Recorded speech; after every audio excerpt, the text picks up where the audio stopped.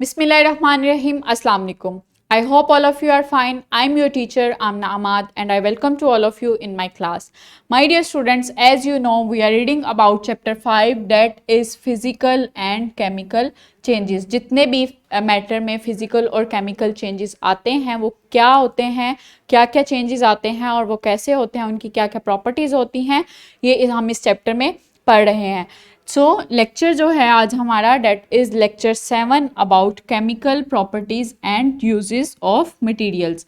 Chemical last lecture में हमने पढ़ा कि जो फिज़िकल प्रॉपर्टीज़ हैं वो किस तरह से रिलेट करती हैं with the use of material. अब हम पढ़ेंगे जो केमिकल प्रॉपर्टीज़ हैं वो किस तरह से रिलेट करती हैं with the use of material. So इसके लिए next is the differences between physical and the chemical change properties. जो एक तो हमने पढ़ना है कि किस तरह से केमिकल प्रॉपर्टीज़ रिलेट करती हैं with the uses of material. उसके अलावा हमने पढ़ना है कि जो डिफरेंस है फिज़िकल प्रॉपर्टीज़ और chemical properties of the material वो क्या है. उसके लिए SLOs देख लेते हैं. First one is relate uses of materials to their chemical properties, for example tendency to rust and flammability. Next is distinguish between physical and chemical properties of matter. दो SLO हमने कवर करने हैं. First one is chemical properties, किस तरह से जो दो chemical properties हैं like tendency to rust and flammability, किस तरह से जो डिफरेंट मटेरियल्स हैं वो फ्लेमेबल होते हैं, आग पकड़ लेते हैं. इन दोनों प्रॉपर्टीज़ को देखते हुए हमने यूज़ ऑफ मटेरियल्स देखने हैं, कौन कौन से मटेरियल्स हम यूज़ कर सकते हैं. इसके अलावा जो हमने नेक्स्ट SLO कवर करना है वो हमने देखना है कि जो डिफरेंस है फिज़िकल प्रॉपर्टीज़ में और केमिकल प्रॉपर्टीज़ में ऑफ डिफरेंट मटेरियल्स वो क्या हैं. एक्टिविटी कर लेते हैं. What are the chemical properties of material. Chemical properties क्या होती हैं मटेरियल की. वो प्रॉपर्टीज़ जिसमें केमिकल कंपोजिशन जो है मटेरियल की चेंज हो जाए और हमें एक टोटली न्यू मटेरियल मिल जाए. लाइक रस्टिंग, ये एक चेन दिखाई गई है जिसमें उसका A पार्ट और B पार्ट दिखाया गया है.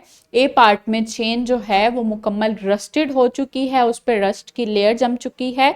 सो ये जो प्रॉपर्टी है that is chemical property. And next जो है वो बर्निंग ऑफ लॉग दिखाया गया है कि किस तरह से जो लकड़ी की जो वुडन लॉग्स हैं, लकड़ियाँ वो किस तरह से जलती हैं और किस तरह से वो ऐश में तब्दील हो रही हैं. तो ये भी क्या है, ये भी केमिकल प्रॉपर्टी है. नेक्स्ट जो है वो डिफरेंट जो हमने केमिकल प्रॉपर्टीज़ देखनी है. First one is tendency to get rusted. किस तरह से ये जो प्रॉपर्टी है डिफरेंट मटेरियल्स की लाइक आयरन के जो मटेरियल हैं वो किस तरह से रस्टेड होते हैं with the presence of oxygen and water molecules in air. तो ये जो प्रॉपर्टी है to being rusted of irons, हम आयरन को किस तरह से यूज़ कर सकते हैं. लाइक जो आयरन मटेरियल होते हैं उनको हम मॉइस्चर एयर में यूज़ करते हैं इस तरह से कि उन पे कोटिंग कर दी जाती है ताकि उनको रस्ट से बचाया जा सके. क्योंकि आयरन की प्रॉपर्टी है कि वो रस्टेड हो जाती है, उस पर रस्ट की लेयर जम जाती है क्योंकि जब उनको मॉइस्चर एयर में इस्तेमाल किया जाता है. सो उन पे जो आयरन के मटेरियल होते हैं उन पे डिफरेंट कोटिंग कर दी जाती है, ऑयल की कोटिंग कर दी जाती है, ग्रीस लगा दी जाती है. इसके अलावा जो थिन पेपर होता है उसकी कोटिंग कर दी जाती है या फिर गैल्वेनाइजिंग कर दिया जाता है, उस पे जिंक लेयर की कोटिंग कर दी जाती है जिससे आयरन को रस्ट से बचा लिया जाता है और उनको मॉइस्चर एयर में हम इजीली इस्तेमाल कर सकते हैं. Next is the flammability. वो मटेरियल जो आग पकड़ लेते हैं, हम उनको आग के जो भी हमारे काम होते हैं लाइक कुकिंग में हम वो मटेरियल इस्तेमाल करते हैं जो फ्लेमेबल होते हैं like would, like different fossil fuels like कोयला वगैरह जो हम इस्तेमाल करते हैं. इसके अलावा ऑयल इस्तेमाल करते हैं, मिट्टी का तेल इस्तेमाल करते हैं, गैस इस्तेमाल करते हैं. तो वो मटेरियल हम यूज़ करते हैं जो फ्लेमेबल हों. और वो मटेरियल जो कि लाइक कपड़ों में नायलॉन वगैरह वो मटेरियल हम यूज़ नहीं करते, क्योंकि वो बहुत जल्दी जब भी कोई भी आग का काम करना हो तो वो मटेरियल जो है आग के पास नहीं लाए जाते, क्योंकि वो बहुत जल्दी आग को पकड़ लेते हैं और फ्लेमेबल होते हैं। सो जो वुडन लॉग्स हैं, इसके अलावा ऑयल और कोल वगैरह यूज़ की जाती है, क्योंकि ये इनकी प्रॉपर्टी है कि ये फ्लेमेबल हैं। तो जितने भी इंडस्ट्रीज़ में जो फ्लेमेबल प्रोसेस होते हैं या फिर घरों में खाना वगैरह पकाना हो तो ये वाले फ्लेमेबल प्रोडक्ट्स मटेरियल्स इस्तेमाल किए जाते हैं जिनमें फ्लेमेबिलिटी की प्रॉपर्टी हो। सो नेक्स्ट SLO क्या है? फिजिकल प्रॉपर्टीज़ और केमिकल प्रॉपर्टीज़ में डिफरेंस देखना है हमने। जो फिजिकल प्रॉपर्टीज़ है वो क्या शो करवाती हैं? Appearance of substance. जो डिफरेंट मटेरियल्स हैं उनकी अपीयरेंस क्या है, वो किस तरह से जो उनमें चेंजेस आते हैं, फिजिकल चेंजेस वो क्या आते हैं, like size, shape, colour, density. तो ये जितनी भी प्रॉपर्टीज़ हैं, जो अपीयरेंस जो हमें नज़र आती हैं, वो क्या हैं? Physical properties. Next is the chemical properties are the change of type and composition of substances. तो जो टाइप्स उस मटेरियल की टाइप, यानी एक न्यू मटेरियल बन जाता है किसी भी रिएक्शन में और उसकी केमिकल कंपोजिशन चेंज हो जाती है, लाइक एटम्स जो हैं वो रीअरेंज हो जाते हैं, उनकी अरेंजमेंट जो है वो तब्दील हो जाती है। तो इस तरह से जो चेंजेस आते हैं प्रॉपर्टीज़ में, वो प्रॉपर्टीज़ क्या हैं? वो केमिकल प्रॉपर्टीज़ हैं। Next is changes that do not give new substances. वो चेंजेस जो एक न्यू सब्सटेंस नहीं देते, लाइक आइस मेल्ट होती है, वाटर में चेंज होती है, तो वाटर क्या है? वो भी H2O है और आइस भी H2O है। उसमें एक न्यू सब्सटेंस हमें नहीं मिल रहा, एक न्यू प्रोडक्ट हमें नहीं मिल रहा। तो ये क्या है? ये फिजिकल प्रॉपर्टी है। Next is changes that yield new substances. वो चेंजेस जिसमें हम बिल्कुल एक न्यू हमें मटेरियल मिलता है, like rusting of iron. Iron पे एक आयरन ऑक्साइड की लेयर जम जाती है रस्ट में, तो क्या है? ये आयरन ऑक्साइड हमारे लिए एक बिल्कुल न्यू प्रोडक्ट होता है, न्यू मटेरियल मिलता है। तो ये जो चेंज है दैट इज केमिकल प्रॉपर्टी। जो फिजिकल प्रॉपर्टी है उसमें no chemical reaction is needed. जो केमिकल चेंजेस, फिजिकल चेंजेस होते हैं उसमें कोई भी केमिकल रिएक्शन नीडेड नहीं होता, सिर्फ उस मटेरियल की स्टेट चेंज होती है, वो एक स्टेट से दूसरी स्टेट में तब्दील होता है। जबकि जो केमिकल रिएक्शंस होते हैं, केमिकल चेंजेस होते हैं, उसमें केमिकल रिएक्शन होते हैं, लाइक जो आयरन, रस्टिंग ऑफ आयरन है, उसमें आयरन रिएक्ट करता है with air and water molecules in the air. तो ये जो चेंज है और उससे आयरन ऑक्साइड बनता है, रस्ट बनता है, तो ये जो चेंज है ये क्या है? ये केमिकल रिएक्शन इसमें ज़रूरी होता है। नेक्स्ट इज आइडेंटिफाइंग और डिस्क्राइबिंग द सब्सटेंसेस। जो फिजिकल प्रॉपर्टीज़ हैं, चूँकि ये अपीयरेंस होती हैं सब्सटेंसेस की, तो इससे डिफरेंट सब्सटेंसेस को हम आइडेंटिफाई कर सकते हैं और डिस्क्राइब कर सकते हैं, like what is the shape of that material, what is the size of that material, उसमें क्या चेंज आया है साइज में, उसमें शेप में क्या चेंज आया है। तो ये क्या है? ये आइडेंटिफिकेशन में और डिस्क्रिप्शन में हेल्प आउट करती हैं।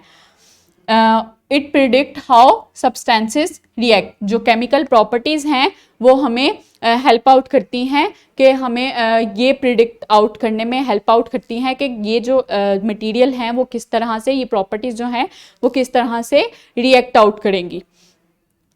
Examples: boiling point, melting point, freezing point, colour, order, shape and solubility. So smell किसी मटेरियल की शेप, उसका साइज, उसका मेल्टिंग पॉइंट, कितने टेम्परेचर पे वो मेल्ट करेगा, उसका बॉइलिंग पॉइंट कितने टेम्परेचर पे वो बॉयल करेगा। सो ये जो सारी प्रॉपर्टीज़ हैं ये क्या हैं? Physical properties. Compressibility, flammability, heat of combustion, reactivity of substances. So solid को हम कितना कंप्रेस कर सकते हैं, गैसेस को हम कितना कंप्रेस कर सकते हैं, क्योंकि उससे उसके जो मॉलिक्यूल्स हैं उनके दरमियान स्पेसेस कम हो जाती हैं। तो इसके अलावा जो रिएक्टिविटी है सब्सटेंसेस की, वो किस तरह से रिएक्ट करते हैं और एक न्यू सब्सटेंस देते हैं, हमें एक न्यू प्रोडक्ट देते हैं। इसके अलावा फ्लेमेबिलिटी, जो मटेरियल्स जो हैं वो फ्लेम पकड़ते हैं और फ्लेम के बाद, लाइक वुडन लॉग है, वो फ्लेमेबल होता है और उसके बाद ऐश मिलती है, हमें बिल्कुल एक न्यू प्रोडक्ट मिलता है। इसके अलावा जो कंबशन है, बर्निंग है और फॉसिल फ्यूल्स, तो उससे भी हमें बिल्कुल एक न्यू प्रोडक्ट मिलता है। तो ये सारी प्रॉपर्टीज़ क्या हैं डिफरेंट सब्सटेंसेस की, ये उनकी केमिकल प्रॉपर्टीज़ हैं। सो ये है difference between physical and chemical properties of different materials. Wrap up करते हैं लेक्चर को। The chemical properties of materials bring about chemical changes in them which proposed the use of those materials.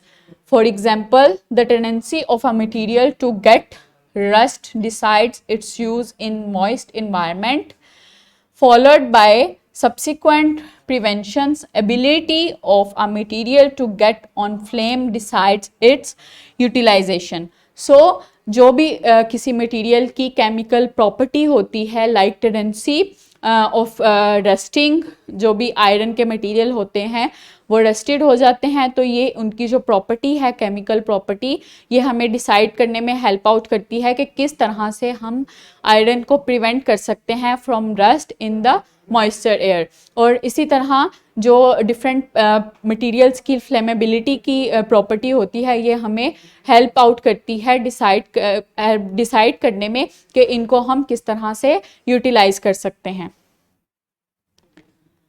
So next is assessment. Assessment है आज के SLOs पे।